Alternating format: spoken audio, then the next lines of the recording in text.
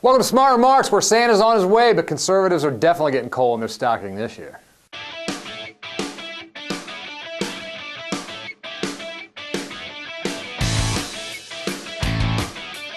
So here we are 2 days before Christmas, and just last night, House Republicans finally caved and agreed to extend the payroll tax cut for another 2 months, handing President Obama a major political victory and accomplishing absolutely nothing. Now, Republicans claimed their opposition to the extension was because it wasn't long enough. They wanted it extended for a full year.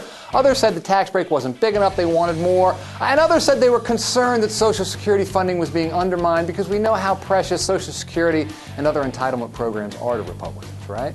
You know, let's give them the benefit of the doubt and say that these concerns were a major motivator for the obstructionism, but clearly there were other reasons as well. Take a look at this. This is a screen cap from the Drudge Report on Thursday, which is always a pretty good barometer of what the wingers are thinking.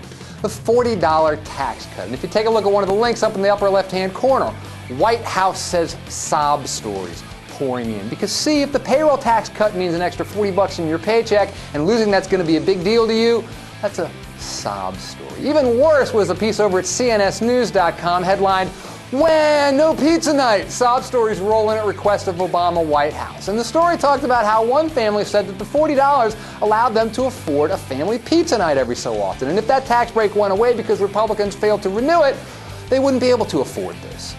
Conservatives think this is something to be mocked.